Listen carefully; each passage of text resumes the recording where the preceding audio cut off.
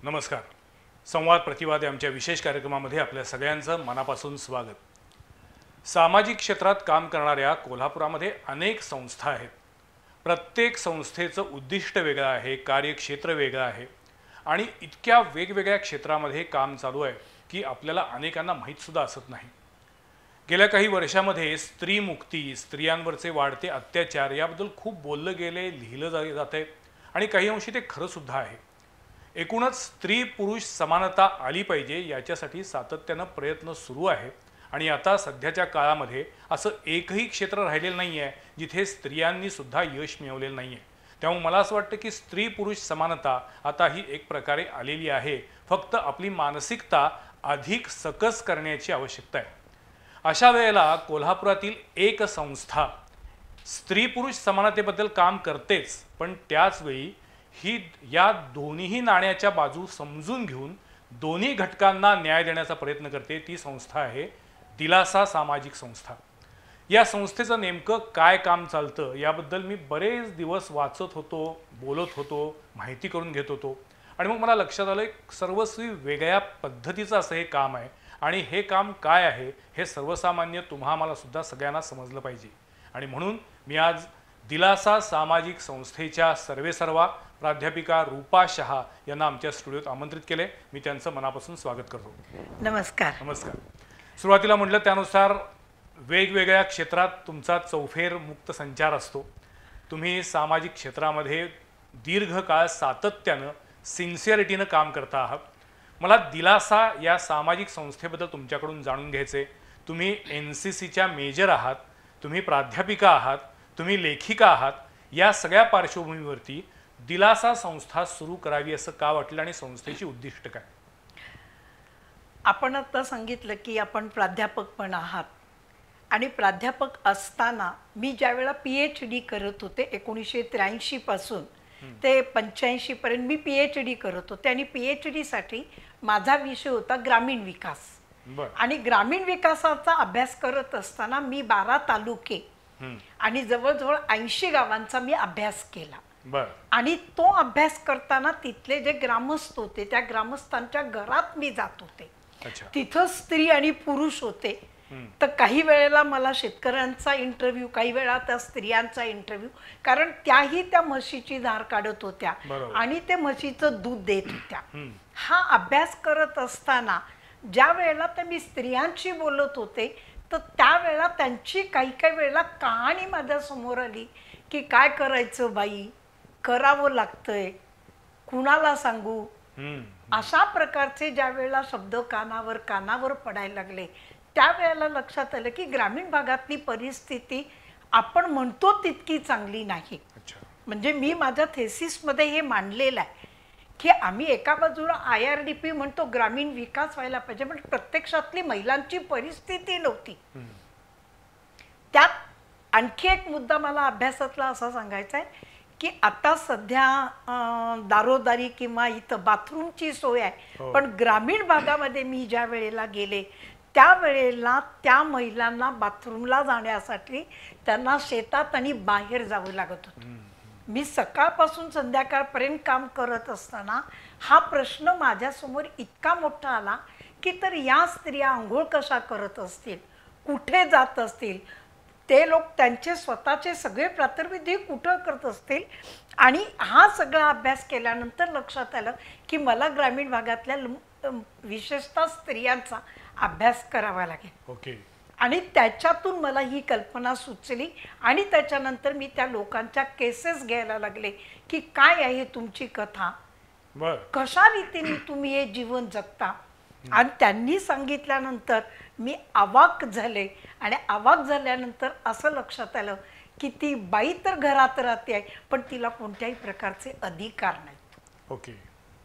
ती स्वयंपाक करते, ती शेतामध्ये जाते, ती म्हशीची धार करते, ती दूध जाऊन देते, पण तिच्या हातामध्ये 10 रुपये सुद्धा तिला मिळत नाही.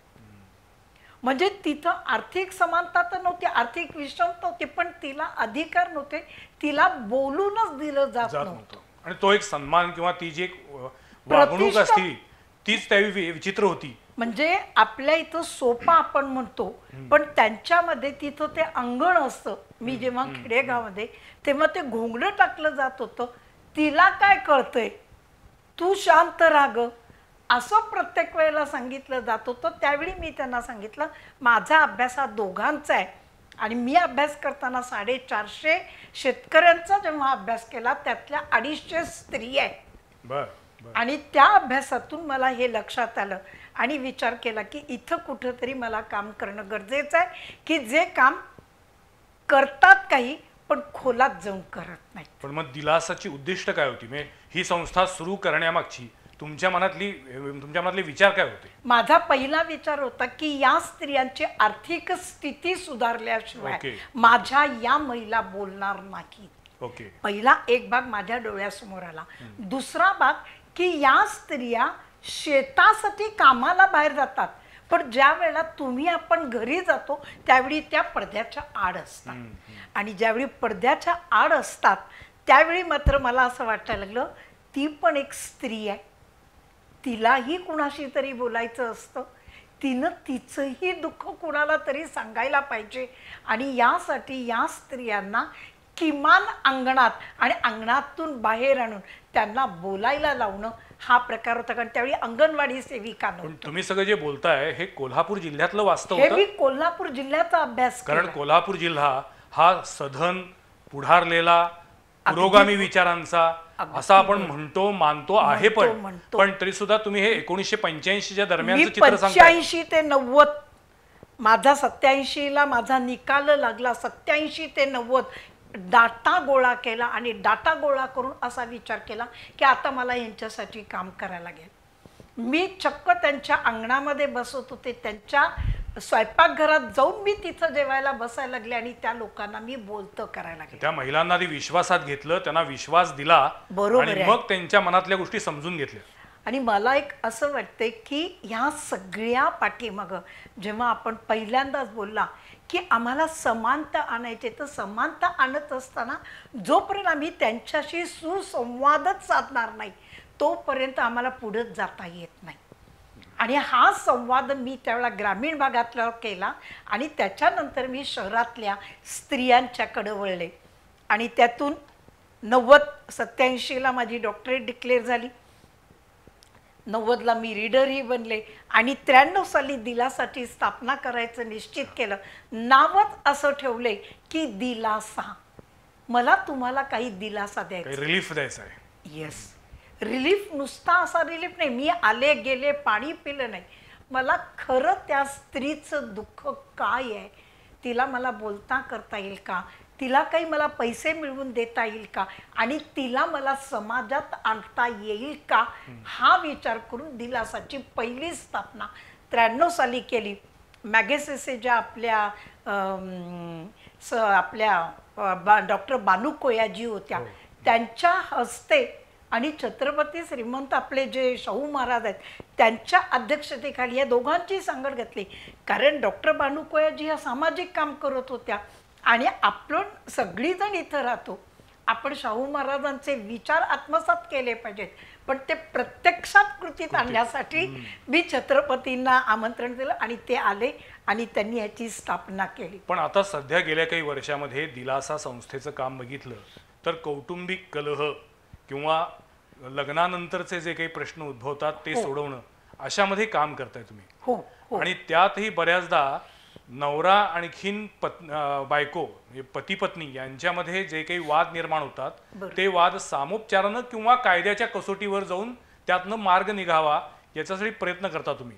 पण मग ही सुरुवात कधी झाली? मग ही ज्यावेळी सुरुवात झाली, जेव्हा मी तुमच्याशी बोलायला लागले त्यावेळी ती मला म्हणती आमचे धनी बोलत नाहीत. धनी हा शब्द पहिल्यांदा लवकर लक्षात आला आणि नंतर तिला विचारला त्यावेळी तिने मला सांगितलं धनी म्हणजे माझा दाल्ला. दाल्ला म्हटल्यानंतर लक्षात आलं की तिचा नवरा तिच्याशी बोलत नाही, तो कुठंतरी दुसरीकडे जातो आणि मी फक्त घरामध्ये राहते. पुन्हा एक प्रश्न आला, म्हटलं मुलं किती? 2 ते 3.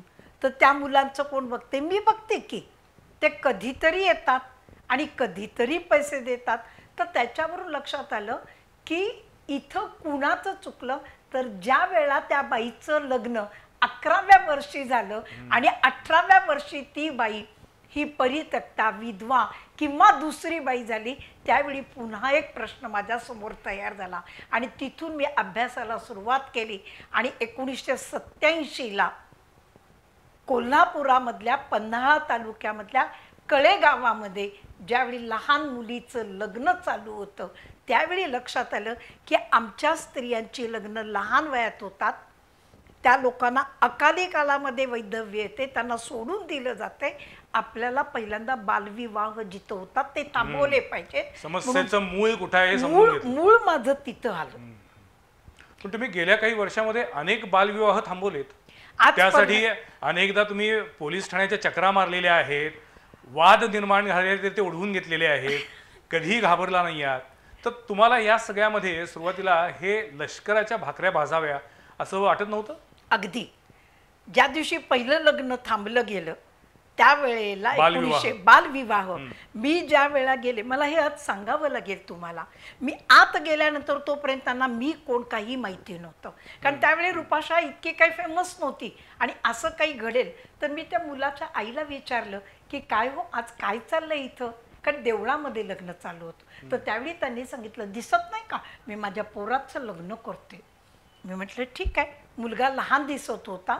मुलीकडे गेले, म्हटलं तुझ्या आई बाबा कुठे आहेत? नाही म्हणाली माझे आई बाबा नाही आले. तर म्हटलं कोण आलंय? मामा आलाय. मी म्हटलं बेटा तुझं वय किती आणि तू काय करतेस? 9वीला शिकते ना. की ज्या मुलीला तिचा पदर पकडता येत नव्हता त्या मुलीला त्या बौल्यावर चढवलं जात होतं, आई वडील नाहीत आणि तिचे मामा बसतात आणि ही म्हणते. मी लगेच माझा मोर्चा तिकडे वळवला. त्यावेळी त्यांनी मला असं सांगितलं, माझ्या घरात मोलकरी नाही, कामाला बाई नाही, म्हणून मी करून येते, तुझं काय जातंय? हे ऐकल्यानंतर मात्र माझ्या डोक्याची तिड फुटली आणि मी आज खरं सांगते त्या दिवशी महाराष्ट्रातलं पहिलं लग्न थांबवण्याचा निर्धार केला. मुलीला उचललं, गाडीमध्ये घातलं आणि डायरेक्ट मी करवीर पोलीस स्टेशनच्या इथं आले. आणि त्या दिवशी संपूर्ण मीडियाने बालविवाह थांबला गेला सुरू झालं आणि त्याच्यानंतर जनजागृती करायला सुरुवात केली. आपण आत्ता मला म्हणाला की ओढवून घेतलेला आहे, लष्कराच्या भाकऱ्या आहेत, पण मला इथं हेही सांगायला आवडेल, मी जशी जनजागृती करायला लागले तर तसं मी पोलिसांना सांगितलं. तोपर्यंत कायदा त्याची काय कलम आहेत, काय करायला पाहिजे माहीत नव्हतं. ज्यावेळा आमची पॉप्युलेशनची कमिटी होती त्या कमिटीमध्ये हा विषय झाला, लोकांच्या तोंडामध्ये जायला लागलं. लोक सगळी म्हणतात लहान आहे लहान आहे लहान आहे, पण पुढं होऊन कोणी करत. अगदी खरं आहे. आणि आज अखेर मी अगदी आत्ता या क्षणापर्यंत सांगते की लोकांची ती मानसिकता नाही की मी जाऊन ते लग्न थांबवावं. नाही, वाईटपणा कोणालाच नको असतो आणि कशाला आपण कोणाचं शत्रुत्व घ्यायचं, कशाला कोणाच्या अध्यात्मध्यात पडायचं, ही एक जी चुकीची मानसिकता तयार झालेली आहे. त्यामुळे आपण चुकीच्या गोष्टीला सुद्धा खत पाणी घालत जातो आणि त्याच्यातून समाजात असे वेगवेगळे प्रश्न तयार होतात. पण आजपर्यंत तुम्ही बालविवाह किती रोखलेले आहेत? 987 लग्न डायरेक्ट मांडवामध्ये जाऊन थांबवलेली. हो, मला म्हणतात लग्न मोडणारी बाई तू काय करतीस, तुला काय करायचंय, तुला कुणी सांगितलंय, आम्हाला जेवायला मिळते. मी म्हटलं नाही, मी येऊन देणार नाही, तुम्हाला काय करत आहे. माझी अगदी अंत्ययात्रा सुद्धा काढण्यापर्यंत लोकांनी प्रयत्न केलेत. सगळं तुम्ही करा. मी माझ्या आईबाबाला सांगितले जिथं तुमची मुलगीची डेड बॉडी मिळेल तिथं तुम्ही सिव्हिल हॉस्पिटलला द्या आणि तिथं सांगा की माझी मुलगी काम करत असताना गेली. संपला विषय. माय गॉड, 900 पेक्षा अधिक बालविवाह रोखलेले आहेत. म्हणजे अजूनही विज्ञान युगातही सध्याच्या अजूनही बालविवाहाचा प्रश्न कायम आहे. गेल्या काही वर्षात अजून सुरू आहे आपल्याकडे, चालू आहे. आता 2021 मध्ये पण, आता 2021 मध्ये पण अजूनही पालकांची मानसिकता अशीच आहे, आमचं काचेचं भांड आहे, त्याला तडा गेला तर काय करू, ती जर कुठं पळूनच गेली तर. आणि पळून गेल्यानंतर आईबाप माझ्या ऑफिसमध्ये दिलासामध्ये येतात आणि ते सांगतात की ताई त्याच्यापेक्षा मी पोटात मारली असती तर चांगलं झालं असतं. 18 पूर्ण झाले की दुसऱ्या दिवशी पोरी त्या मुलाच्या बरोबर पळून जातात. 18 वय हे सरकारने ठरवलंय पण मला असं जर विचारलं, कारण माझा अभ्यास झालाय, 18 वयामध्ये सुद्धा माझ्या मुली या परिपक्व झालेल्या नाही. त्यांना घरातले रीतिरिवाज, नाती, आपल्या नवऱ्याबरोबर आपलं काय काम केलं पाहिजे, आपण कसं राहायला पाहिजे, याच्याबद्दल कुठलीही माहिती आमच्या या मुलींना नाही, पालक देत नाहीत. आणि महाविद्यालय किंवा विद्यालयामध्ये हा कुठंही अभ्यासक्रम नाही. खरंय. जर अभ्यासक्रमच नाही तर आम्ही मुलींना काय शिकवणार? आज इकडं बालविवाहाचं प्रमाण वाढताना घटस्फोटाचं प्रमाण किती आहे बघा. अगदी माझा पुढचा प्रश्न तोच होता की एकीकडं लग्न लवकर केलं जाते आणि दुसरीकडे लग्न लवकर मोडलं जाते आणि नुसतंच मोडलं जात नाही. म्हणजे मी तर आता ह्याच्यावर पुन्हा अभ्यास केलाय, नुसतं मोडलं जात नाही. घटस्फोट ते नंतर पुन्हा 3-4 वर्षांनी होतील, कारण त्याला पुन्हा वेळ द्यावा लागतो, 6 महिन्याचा कालावधी लागतो. काही वेळेला दिलं जात नाही, पण काही वेळेला ह्याच्यामध्ये पुरुषांच्यावर अन्याय सुरू झाला ना, पुरुषावर अन्याय सुरू झाला. या बायका आपल्याला एक मूल होईपर्यंत शांत राहतात, घरी जातात, गळ्यामध्ये मंगळसूत्र अडकवतात आणि या इकडे तर नांदायलाही येत नाही आणि त्या पुरुषाला न्याय पण देत नाही. पण तुमच्या म्हणण्यानुसार पुरुषांवरती पण अन्याय होतो म्हणजे सध्याचा जमाना असा आहे की सगळे कायदे स्त्रियांच्या बाजूने, महिलांच्या बाजूने आहेत. स्त्री मुक्तीची चळवळ आहे. नो डाऊट गेल्या काही वर्षामध्ये भारतामध्ये, राज्यामध्ये महिला अत्याचाराच्या घटना घडलेल्या आहेत, वाढतायत. एक ही बाजू 100% आहे. पण त्याच वेळेला तुम्ही असं म्हणताय की महिला सुद्धा काही प्रमाणामध्ये दोषी आहेत. तशा केसेस दिलासाकडे आहेत. आता पुरुष काय रडतो हे बघायचं असेल तर दिलासा संस्थेत या ना, बघा तुम्ही की तो पुरुष म्हणतो मी करू का, मी सरकारी नोकर आहे, मी दुसरंही काही करू शकत नाही. आणि सगळ्यात शेवटी माझ्या संस्था आणि सगळ्यांना सांगायचंय, त्याचंही मन आहे, त्याच्या भावना आहेत, त्यालाही कुठंतरी जावंसं वाटतं, त्यालाही आपल्या मुलांना भेटावंसं वाटतं. पण या सगळ्यावर बंधन आली, कारण आपण आता म्हणाला की कायदे, पण कायद्याचा दुरुपयोग मला करायचा नाही. तुम्ही एका बाजूला म्हणता की स्त्री पुरुष समानता, तर आम्ही कार्यकर्त्यांनी स्त्री पुरुष समानता करत असताना पुरुष स्त्री समानता का करू नये, हे वेगळं आम्ही का नाही करायचं, की मला पुरुषांना का न्याय देता येऊ नये. आणि मला सांगा, हा समाज पुरुषाशिवाय पुढे जाणार आहे का? जर तो जाणारच नाही तर हे सगळं म्हणायचं कारण नाही. तुमचं हे विधान अनेकांना अमान्य होईल.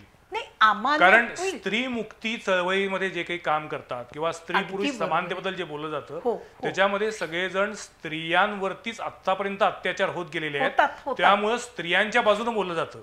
तुम्ही आता स्त्रियांच्या बरोबरीनं पुरुषांची बाजू पण समजून घेताय. दिलासाचं हेच तर महत्वाचं वैशिष्ट्य आहे. मला तुम्ही सांगा की पुरुष मुक्ती संघटना निघाल्या, स्त्रियांच्या संघटना निघाल्या. मी असं म्हटलेलं नाही की स्त्रियांच्यावर अन्याय अत्याचार होत नाही असं मी म्हटलेलं नाही, पण ज्या वेळेला स्त्रिया त्याचा दुरुपयोग करतात त्यावेळेला मला यांची काही वेळेला बाजू घेणं मला गरजेचं आहे. तुमच्या दृष्टीनं घटस्फोटांचं प्रमाण वाढतं याची कारणं काय आहेत? याचं सगळ्यात पहिलं महत्वाचं कारण ऍडजस्टमेंट आमच्यामध्ये नाही. मला ऍडजस्टमेंट तुम्ही दाखवा ना. एक तर तुम्ही लहान वयात लग्न करता, तो मुलगा एक 27-28चा असतो आणि त्याच्यात आणि त्या बायकोच्या ह्याच्यात 10 आणि 11 वर्षाचं अंतर जर असेल तर तुमची कोणती ऍडजस्टमेंट होणार? पण आता मॅडम उलटी परिस्थिती पण आहे. करिअरच्या नादामध्ये 30व्या वर्षापर्यंत लग्न न करणाऱ्या अनेक मुली आहेत ना, की ज्यांना स्वतःची मतं आहेत, मला करिअर करायचंय आणि मी काय ऍडजस्टमेंट करू, यासाठी 30-30 वर्षापर्यंत लग्न न करणाऱ्या अनेक मुली आपल्या अवतीभोवती वाढत चाललेल्या आहेत ना. मग अशा वेळेला त्या मुली मॅच्युअर होऊन निर्णय घेत आहेत किंवा त्यांना त्यांचा निर्णय घेण्याचं स्वातंत्र्य आहे. त्यांना पुरुषांकडून काही वेळेला सापत्न भावाची वागणूक मिळते किंवा त्यांना अतिशय चुकीच्या पद्धतीने ट्रीट केलं जातं, असे जे आरोप केले जातात, दावे केले जातात, त्याच्याबद्दल काय?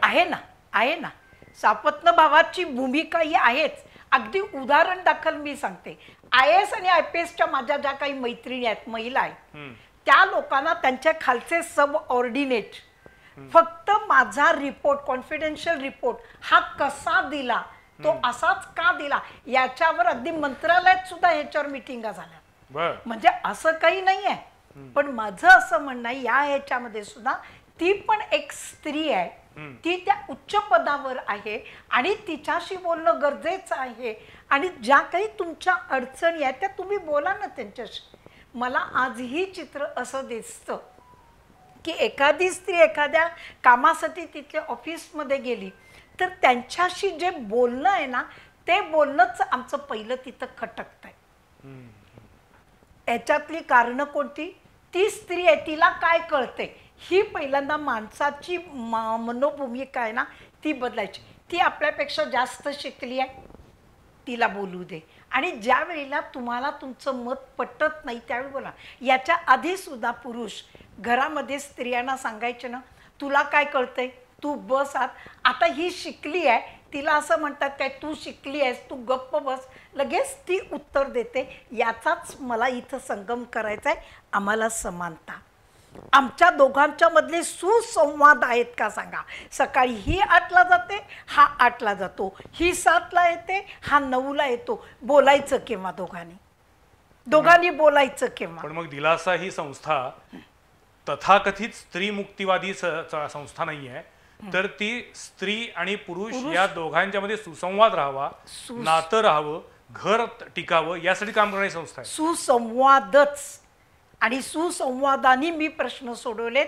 मी अगदी दाव्यानिशी सांगेन तुम्हाला, मी बालविवाहामध्ये सुद्धा सुसंवाद साधत आले, मुलींना ताब्यात घेते. मला मुद्दाम आपल्याला उदाहरण द्यावं लागेल. मी 2 मुलींची लग्न थांबवली, त्यावेळी त्यांचं म्हणणं काय झालं सांगते.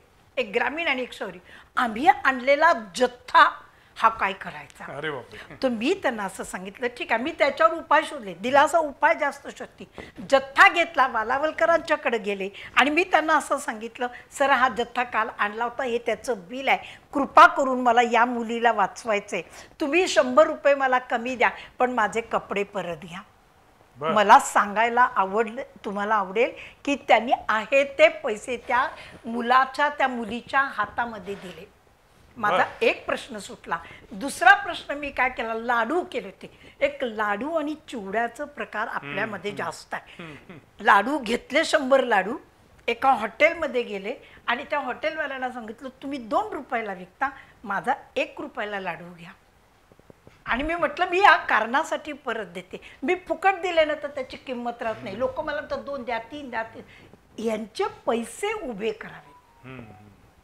बालविवाहामध्ये या लोकांचा जो खर्च होतो तो मी खर्च दिल्यानंतर पालक स्वतःहून म्हणायला लागले की ताई आम्ही पाया पडतो आणि आम्ही आमच्या मुलीला शिकवतो आणि आम्ही हे लग्न थांबवतो. पण असं कधी केलं का तुम्ही की या मुलीचं त्या मुलाशी जरूर लग्न लावा, पण पूर्ण संज्ञान झाल्यानंतर काही वर्षानंतर? मी तर 21 आणि 22 झाल्याशिवाय लग्नाला माझ्या पोरींना उभंच करून देत नाही. तुमचं म्हणणं आहे, मगाशी तुम्ही म्हटलात की 18 वर्ष हे कायदेशीर पातळीवरती जरी संज्ञानतेचं वय असलं तरी ते तुम्हाला मान्य नाहीये. याचं कारण पुन्हा सांगते, मुली तेवढ्या मॅच्युअर होत नाही. मुली मॅच्युअर होत नाही. 21 वयापर्यंत आली तर ती किमान BA BCom ITI काहीतरी शिकेल आणि ती किमान यस अगदी स्वतःच्या पायावर ज्या वेळेला मुली उभ्या राहतील त्या वेळेला मी असं म्हणते, पालकांना विनंती करते की तोपर्यंत तुम्ही मुलींना शिकवा. जिथं तुम्हाला अडचण येईल ना, या नृपाशाकडे.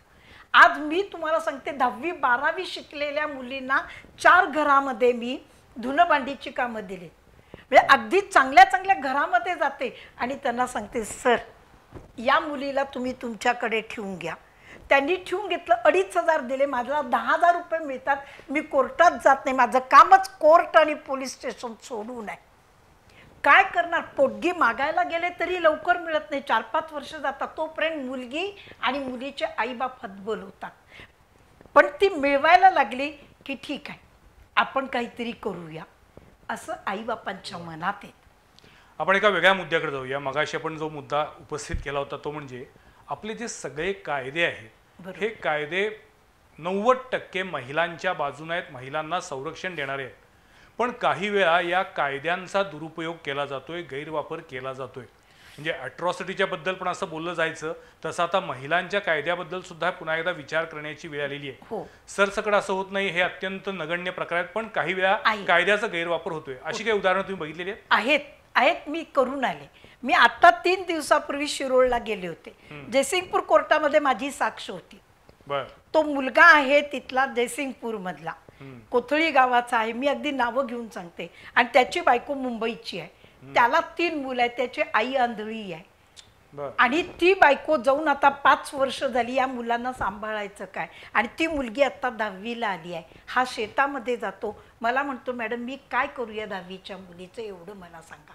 आणि ह्याच्यातून नंतर बालविवाह होतात, याच्यातून तो म्हणतो की मी देऊन टाकतो. हे प्रश्न ज्या वेळा आम्ही बघतो, माझ्याकडे जेव्हा आलं 3 वेळेला तिला मी मुंबईला कळवलं, पोलिसांना कळवलं, पण ती येत नाही ना. पण तुम्हाला असं वाटत नाही कोणत्याही कुटुंबामध्ये बरोबर. पती पत्नीमध्ये नेमकं काय बिघडलेलं आहे, नेमकं कुठं चुकतंय, कुणाचं चुकतंय, हे फक्त त्या दोघांनाच माहिती असतं. बाहेरच्या सगळ्यांना कितीही कुणी जवळचे असले तरी प्रत्यक्ष खरोखर काय नेमका प्रॉब्लेम आहे हे कुणालाही माहीत असत नाही. मग तुम्ही तर एक सामाजिक संस्था चालवता, तुम्ही तर खूप लांबून बघत असता, मग तुम्हाला या लोकांच्या आयुष्यामध्ये लुडबुड करायचा अधिकार दिला कोणी? दिलासा संस्थेने पहिलं कामच ते केलंय, सामंजस्याने या लोकांच्या मध्ये तडजोड करायची. जसं कळायला लागलं सुरुवातीला, तुम्ही घटस्फोट मिळवून द्यायला मदत करत नाही नाही नाही. मी सुरुवातीला म्हणजे ज्या वेळेला अधिकारी होते, मी कोल्हापुरातल्या महिला दक्षता समितीमधली पहिली मेंबर. मी मॅडम म्हणजे बोरवणकर मॅडम, घाटगे सर, आम्ही बसलेलो असताना आम्ही अभ्यास करायचो. आणि अभ्यास केल्यानंतर लक्षात आलं, जेव्हा तो पुरुष मला एक एक सांगतो, कारण मला 1.5 तास लागतो त्या पुरुषाची सगळी माहिती घेत असताना, तो माझा FR टाईप होतो.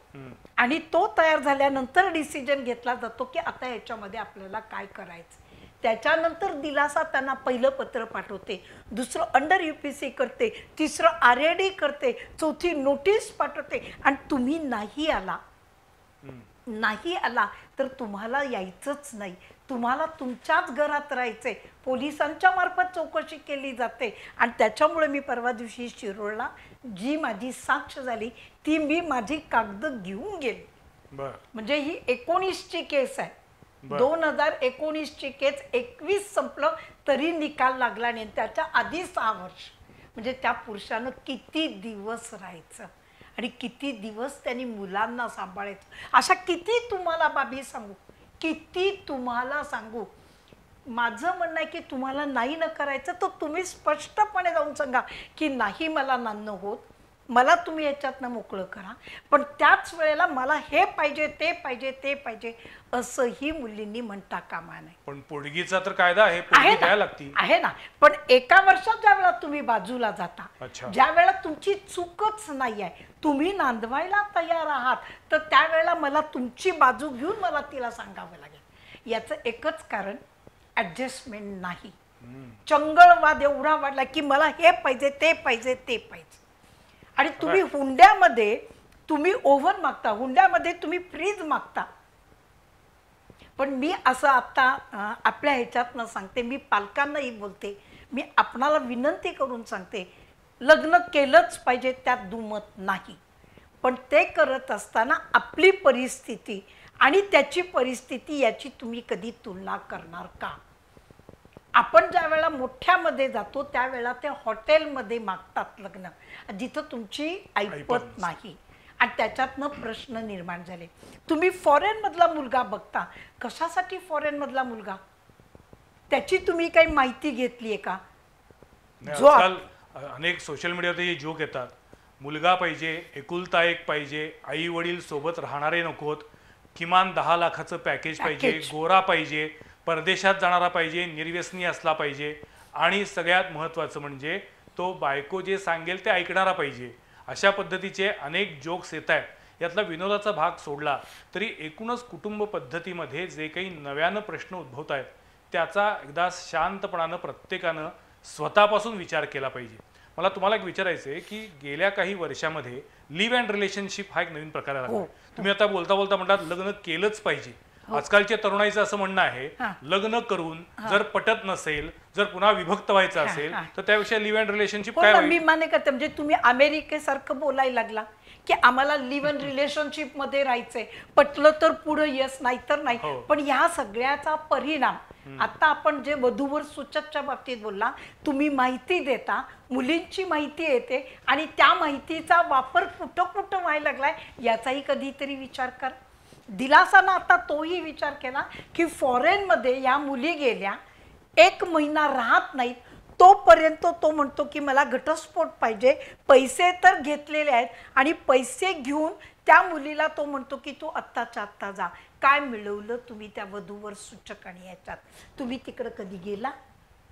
मला एक सांगा ना की तुम्हाला मी लग्न करायला सांगितले, पण तुम्ही सोन्याची पारख करता तशी मुलाची पारख केली, त्याच्या पालकांची केली.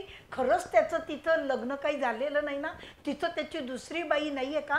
आज 4 केसेस माझ्याकडे दाखल आहेत, त्यातल्या 2 केसेस कोर्टात आहेत. प्रत्येक वेळेला फॉरेनला पाठवणं आम्हाला शक्य होत नाही. ही दुसरी बाजू आहे, ही दुसरी बाजू की मुलं पण मुलींना अशा पद्धतीने फसवतायत किंवा त्यांचा वापर करून घेतात, त्यांच्याकडनं पैसे उकळतायत. हुंड्याची चळवळ अजूनही सुरू आहे. हे आपल्याकडचं नेकेड ट्रूथ आहे ना. आता गडिंग्लज मधली साखरपुडा पुण्याला याच हॉटेलमध्ये पाहिजे केला गेला आणि सांगितलं त्या मुलांनी की तू माझ्यावर आता फिरायलाच, आणि तिने नकार दिला. कारण गडिंग्लजची परिस्थिती माझी कशी आहे, मुली अजून संकुचित विचारामधल्या आहेत. ती गेली नाही तिथं, ती गेली नाही ना. संध्याकाळी त्यानं मेसेज पाठवला की आपलं लग्न मोडलं. वेअर वी आर, बापरे, वेअर वी आर. का लग्नाच्या संदर्भामध्ये माझे पालक का चौकस बुद्धीने का बघत नाही? मुलीला पहिल्यांदा तयार करा, तिला शिकवा, तिला स्वतःच्या पायावर उभं करा, तिला दोन्ही गोष्टी सांगा की श्रीमंतामध्येही तू कसं वागायचं आणि गरीब परिस्थिती असेल तर कसं वागायचं. दिलासानं नुसतंच असं केलं नाही, दिलासानं दोन्ही संसार जोडत जोडत तिलाही तयार करत जाते आणि त्या मुलालाही तयार करते. आज 70% केसेसमध्ये मी ही सगळी जुळवत जुळवत आणलेली सगळी कुटुंब आहेत.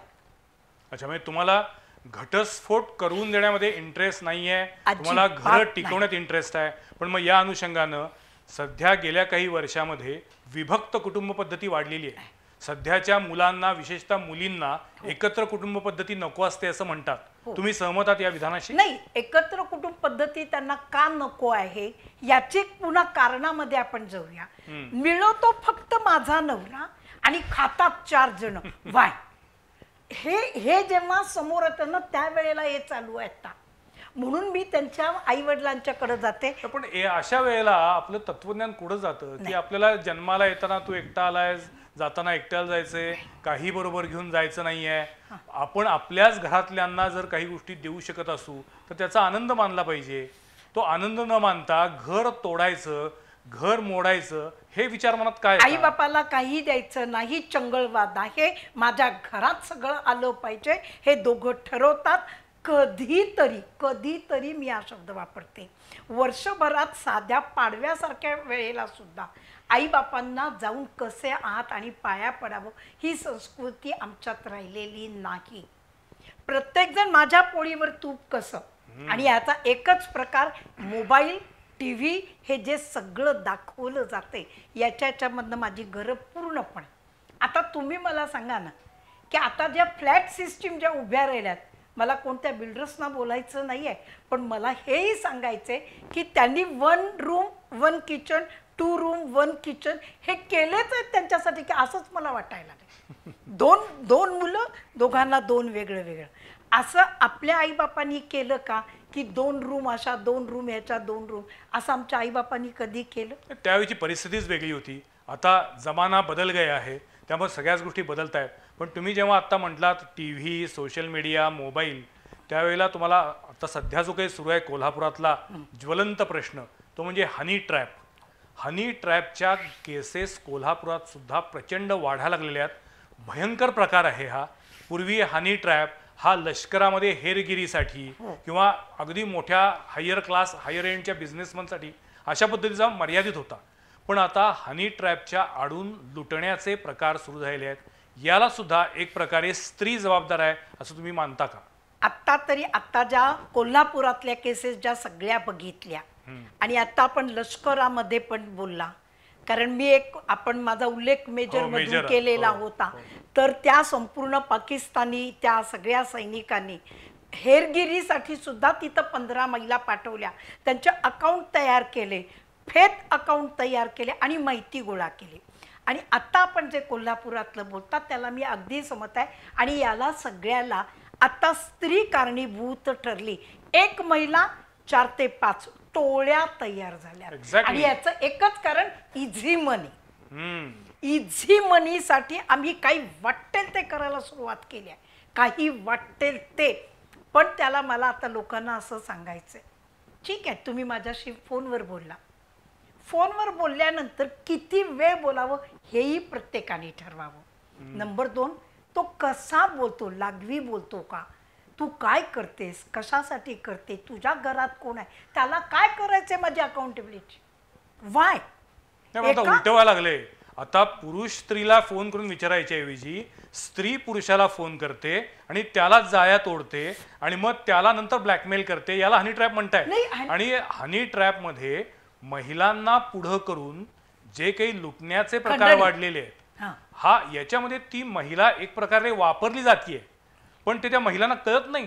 म्हणजे आपण गुन्हा करतोय, आपण जे करतोय ते चुकीचं करतोय, आपल्या सौंदर्याचा चुकीचा वापर केला जातो. पण म्हणूनच मला हल्ली वाटतं काही वेळा की स्त्रीत्वाचा गैरवापर केला जातोय का चालू झाला आता. त्यावेळेला मला आता सगळ्या बंधू वर्गाला सांगायचं, ठीक आहे मी 3-4 दिवस वाचायला लागली आहे. सगळ्यात पहिल्यांदा बंधू वर्गांनी तुम्ही जावा, व्यापार करा, व्यवसाय करा, पण ज्यावेळी तुम्हाला एखादी महिला त्यांच्या त्या कुणी असेल ती जेव्हा तुम्हाला फोन करते त्यावेळेला पहिल्यांदा ती लागवी शब्दात बोलते, तुमचा फोटो मागते, तुम्हाला बोलवते, रूममध्ये बोलवते. त्यावेळी माझं सगळ्यांना म्हणणं असं आहे की तुम्ही सार्वजनिक ठिकाणी तिच्याशी बोला, खाली रेस्टॉरंट मध्ये बोलवा, रूम मध्ये बोलावू नका. पहिला त्यांचा भाग, मला बोलायचं आहे तुमच्याशी, ठीक आहे मी बोलायला तयार आहे, आपण इथं येऊ शकाल का. ती जेव्हा तुम्हाला इन्सिस्ट करते, नाही 205 मध्ये आहे, 206 मध्ये आहे, 200, no I don't want that, मला तुमच्याशी बोलायचं पण मी तिथं. आणि ज्या वेळा तुम्ही बसता, मला बंधू वर्गाला सांगायचे अरे तुम्ही बोला, पण बोलत असताना सुद्धा तिच्या हालचालीवर लक्ष ठेवा की ती तुमच्या त्या पाण्यामध्ये काही टाकते का, कारण तुम्ही ती माहिती काढत असते, ती तुम्हाला मला मूळ प्रश्न विचारायचा आहे की कोल्हापूर सारख्या सुसंस्कृत शहरामध्ये जर अशा पद्धतीचे हनी ट्रॅपचे प्रकार वाढत असतील तर आपल्या मुली, महिला, युवती कुठं निघालेल्या आहेत?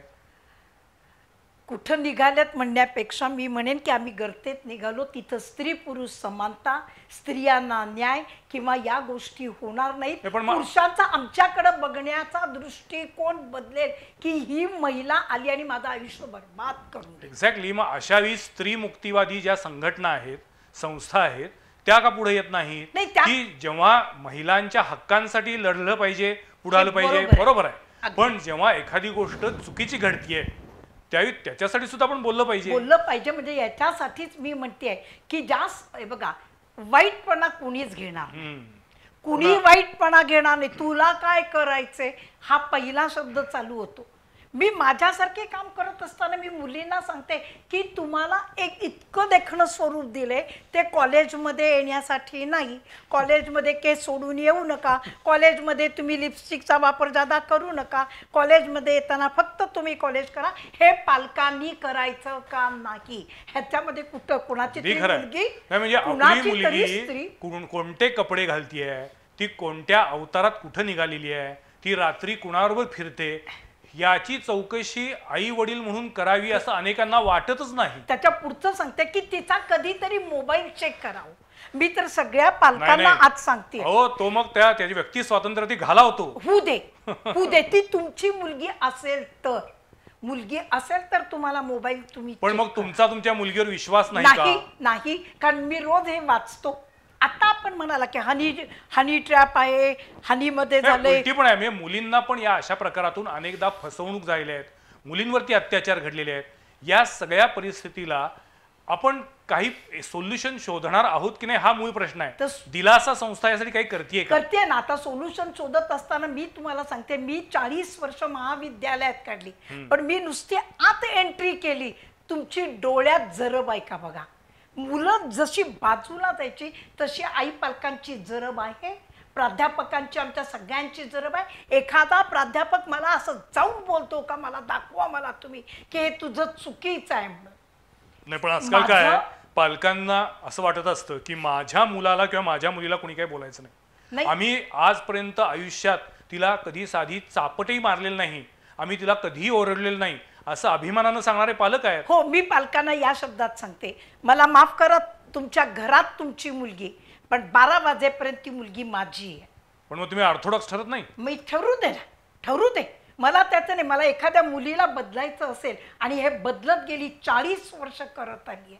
सरकार असं मला म्हणत नाही. ज्यावेळेला मी इतकी लग्न मोडली, ज्यावेळेला मी लग्न थांबवली, मुलींना जीवनदान दिलं, त्यावेळेला शिवछत्रपती मला मिळालं. ज्यावेळेला मी कॉलेजमध्ये काम लग्न मोडली कुठली? बालविवाहाची. बालविवाहाची मोडली. आणि दिल्यानंतरही लोकांची टीका. आणि मी तुम्हाला सांगू का, चांगलं काम केलं तरी टीका, वाईट काम केलं तरी टीका.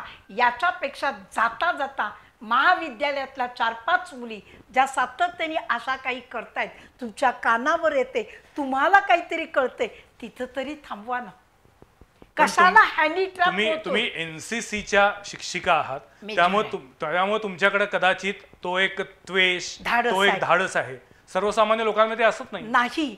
पण त्यावेळेला जेव्हा तुमच्या मुलीवर घडतं, त्यावेळेला तुम्ही पळत रुपाशाकडे येता. आता आम्ही काय करायचं, आता आम्ही काय करायचं? जेव्हा पालक मला म्हणतात त्याच वेळा मी त्यांना सांगते की तुमची चूक झालेली आहे आणि ती चूक सुधारायची असेल.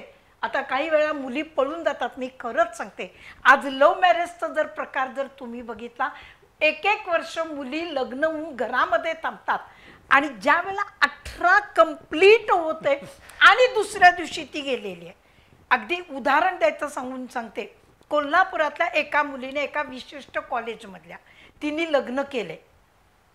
वडील सोडायला जातात सकाळी, 11ला तिची आई घ्यायला येते. 18 कंप्लीट झालं, तिनं गेली, मंगळसूत्र घरात असतं आणि नंतर ते तिने घातलं. आणि ज्या मुलीने लग्न केलं त्या मुलांनी 4 खून केलेले आहेत. बापरे. कुठं तुम्ही निघाला, कुठं निघाला? आणि तिच्या त्या सासूनी तिला असं सांगितलं की करोनाच्या काळात त्याला CPRला ठेवलंय म्हणून तुझा नवरा नाही.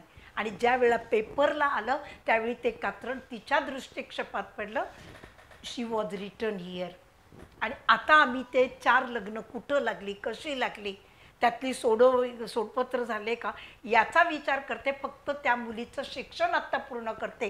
4थ्या सेमिस्टरला मी फॉर्म भरलाय त्या मुलीचा आणि तिच्यासाठी कोर्टात जाऊन जजना सांगणार आहे, या मुलीनं केलं पण हे एवढे खून आहेत, आम्हाला घटस्फोट पाहिजे. दिलासा हे काम करते. एका मुलीला तरी मी जर न्याय देऊ शकले तर मला असं वाटतं की माझ्या जीवनाचं सार्थक व्हायला. आणि असं एक नाही, दिवसाला 70-80 माणूस दारामध्ये माझ्या बसतं की आम्हाला तुमच्याशी बोलायचं. आणि सगळ्यात एक की मी त्यांचं बोलणं ऐकून घेते, त्यांना इतकं शांत करते की नंतर ती मला म्हणतात की आज खरंच आम्हाला हलकं झाल्यासारखं वाटतं. माझा वेळ संपत चाललाय, पण मला तुम्हाला 2 गोष्टी विचारायच्या. तुम्ही सध्याच्या काळातल्या वय वर्ष 18 ते वय वर्ष 21 मधल्या मुलींना काय सांगाल किंवा काय सांगू इच्छिता? मी मुलींना एक सांगेन, शिक्षण कुठंही बंद करू नका. शिकत राहा, शिकत राहा, शिकत राहा. आणि ज्या दिवशी शिकून पूर्ण झाला, स्वतःच्या पायावर उभं राहून किमान 15,000 रुपये मिळवण्याची ज्या दिवशी ताकद तुमच्यात तयार होईल, तुम्ही कोणताही शोधा. मी लग्न लावून द्यायला तुमचं तयार आहे. दिलासा देते. दिलासानं अशी 43 लग्न लावली, त्यातल्या 43 मधल्या 13 जणांना मुली झाल्यात. त्यांचं नाव त्यांनी रूपा ठेवले. बर, क्या बात. आणि या मुलींच्या आई वडिलांना काय सांगू शकाल? पालकांना एकच सांगेन, त्या मुलीकडे ओझं म्हणून अजिबात बघू नका. जिथं जिथं अडचण तुम्हाला येईल, शिक्षणात येईल, आर्थिक येईल, तिच्या लग्नाची येईल, तिथं तुम्ही रूपाशाला बोलवा, ती तुम्हाला मदत करते की नाही बघा. ओझं म्हणून, तुमची आर्थिक टंचाई म्हणून जर तुम्ही त्या मुलीला जर तुम्ही लहान वयात जर द्यायला लागला तर ती पुन्हा का तर विधवा तरी होईल, का तर परित्यक्ता तरी होईल, आणि पुन्हा ते तिला विधवा पेन्शन द्या, परित्यक्ता पेन्शन द्या, तिला झालेल्या मुलांना द्या. हे सगळं रहाट गाडगं आम्हाला बंदच जर करायचं असेल, खरी स्त्री पुरुष समानता आणायची असेल, तर आम्हाला एकच, मुलींना सक्षम बनवायला पाहिजे. त्याचबरोबर आम्हाला पुरुषांनाही, त्यांनाही ती, म्हणून तर आता शिक्षण क्रमात समानता आणा. पण मी असं म्हणते की मी गेली 40 वर्ष शिकवती आहे, पण या 40 वर्षात मी इकॉनॉमी शिकवलं, सहकार, बँकिंग शिकवलं, पण या सगळ्यामध्ये मुलींनी आणि मुलांनी घराच्या बाहेर, जगात, देशात कसं वागावं याचा कोणताही आराखडा, कोणताही अभ्यासक्रम, कोणतीही संस्कृती शिकवलेली नाही, अभ्यासक्रमात घेतलेली नाही. हा प्रयत्न मी एक 10 वर्षापूर्वी केला. UGCच्या चेअरमनना सांगितलं की सर हे व्हायला पाहिजे. ते म्हणाले तुम्ही अभ्यासक्रम तयार करा. पण काही वेळेला आपण असं म्हणतो, आपण तयार व्हायला लागतो पण पुढचे नकार देतात, पुन्हा तिथं राहिलं. दिलासा ही संस्था स्त्री मुक्तिवादी आहे की पुरुष मुक्तिवादी? ही दोघांच्यासाठी आहे. का स्त्री पुरुष समानतेबद्दल? समानता आहे म्हणूनच मी दोघांच्यासाठी काम करते. मला याच्यामध्ये पुरुष एकटा आहे, स्त्री एकटी असं कधी वाटलंच नाही. मी जेवढा न्याय माझ्या महिलांना देते तेवढाच न्याय मी पुरुषांना देते. मी पुरुषांना समजावून जास्त घेते. त्याची बायको गेलेली आहे, चल मी तुला सांगते काय काय करायचं. तो म्हणतो माझी मुलं मला भेटलेली नाहीत. सर मी शाळेमध्ये जाते आणि हेडमास्तरांना सांगते की फक्त मला 5 मिनिटं भेटायला द्या. आणि ज्या वेळेला तो पुरुष 5 मिनिटं आपल्या पोराला भेटतो, जेव्हा तो त्याला हक करतो, भेटतो, त्यावेळेचं जे चित्र आहे ना, ते अत्यंत अत्यंत तुम्हाला सांगते की डोळ्यात पाणी आणणार. म्हणजे प्रत्येक वेळी पुरुषच चुकीचा असतो असं नाही. मुलं भेटू द्यायची नाहीत, आईपासनं तोडायचं, किंवा पुरुषांनी हे सांगायचं हे काय चाललंय. अरे समाज आहे हा, तुम्ही दोघांनी एकत्र नांदा, एकत्र बोला, एकत्र काम करा. आपण सगळी जण एकत्र काम करतो, पण दुस्वास करण्याचं पहिल्यांदा कमी करा, पाय खेचण्याचं काम कमी करा. तुम्हाला काही हवंय का, आज तुम्ही काम चांगलं केलं सर, आज तुम्ही छान बोला, असं कधीतरी शब्द आमच्या मनात येतात का? आणि आम्ही हे कधी काय झालंय, गेल्या काही वर्षांमध्ये नात्यांमध्ये प्रेम वाढलं असेल कदाचित, पण आदर कमी होत गेलेला आहे. एकमेकांच्या कामाबद्दल रिस्पेक्ट राहिलेला नाहीये. आणि त्यामुळं आणि त्याच्याबरोबरीनं बरोबरी, म्हणजे स्त्री पुरुष समानता हे म्हणण्यासारखं खूप काही आहे, पण त्या समानतेचा काही वेळा गैरअर्थ काढला जातो आणि मग त्याच्यातून एक वेगळी ईर्ष्या सुरू होते.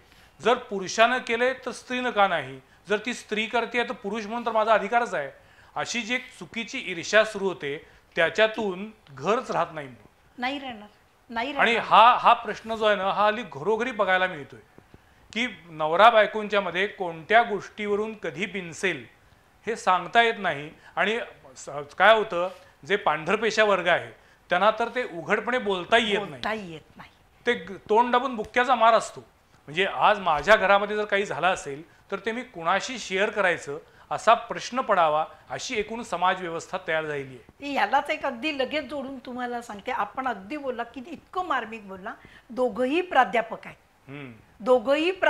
आहेत, दोघंही डॉक्टरेट आहेत, पण एकाला 7वा वेतन मिळाला आणि एकाला 7वा वेतन मिळाला नाही. पुन्हा पगारामध्ये फरक, पुन्हा त्या लोकांच्या मध्ये भांडणं. अरे कशासाठी? काय मॅडम, जेवढी गुणवत्ता जास्त, जेवढा बुद्धिवाद जास्त, तेवढे प्रश्न जास्त. काही वेळा खरोखर माणसानं अशिक्षित असणं चांगलं असतं. मला सॉरी टू से, पण शिक्षणाचा हा एक दुसरा प्रकार आहे का, त्याचा गैरबाजू आहे का, की जास्त शिकल्यामुळे जास्ती अपेक्षा वाढत जातात, जास्ती तुलना सुरू होते. तेच जर शिक्षण कमी असेल, मर्यादित विश्व असेल, तर माणूस सुखानं आनंदानं. हा 10%, 20%. मी माझ्यासारखी शिकले, मी 18 डिग्र्या घेतल्यात आणि सध्या मी अजून शिक्षण घेते. ती काय स्वतःला दादा शानी समजते असं बोलणारी पण माणसं आहे. मी शांत राहते. मला एकच करायचे की मला समाजामधली प्रत्येक व्यक्ती, स्त्री आणि पुरुष, लहान बालक, मोठी मुलगी, लहान मुलगी, ही सगळी जण आनंदित कशी राहतील. एका बाजूला आम्ही म्हणतो 75 वर्ष अमृत महोत्सव, किमान मी दिलासानं तरी निश्चित केले की किमान 75 जोडपं या संपूर्ण वर्षभरामध्ये कशी चांगल्या रीतीने नांदतील हा माझा आता मी मेन मोटो ठेवलाय. वा, मला वाटतं रूपा शाहेंनी दिलासा या संस्थेबद्दल जी माहिती दिली त्याच्यातून एक गोष्ट निश्चित होती आहे की ही संस्था सुसंवाद निर्माण करण्यासाठी आहे, कुटुंब जोडण्यासाठी आहे. आणि मला खरं सांगायचं तर मी असं अजिबात म्हणणार नाही रूपा शाह मॅडम यांना की तुमची संस्था अजून मोठी हो, अजून भरभराट हो, असं मी म्हणणार नाही. उलट मी असं म्हणेन की या संस्थेचं काम हळूहळू कमी होत जाऊ कमी दे. व्हावं. म्हणजे अशा पद्धतीचे गृहकलह, पती पत्नीमधील विसंवाद,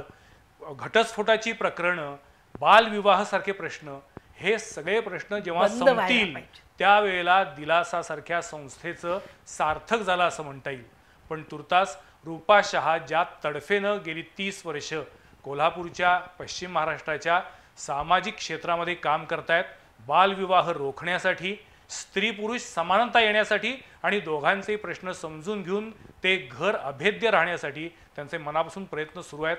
त्यांच्या प्रयत्नाला यश लाभत राहू दे. त्यांच्याकडून घरं आणि माणसं जोडण्याचे हे जे काही प्रयत्न सुरू आहेत त्याला यश लाभावं ही त्यांना मी सदिच्छा देतो. आज आमच्या स्टुडिओमध्ये रूपा शाह मॅडम आल्या, मनमोकळेपणानं सविस्तरपणे बोलल्या, याबद्दल मी त्यांचे आभार मानतो.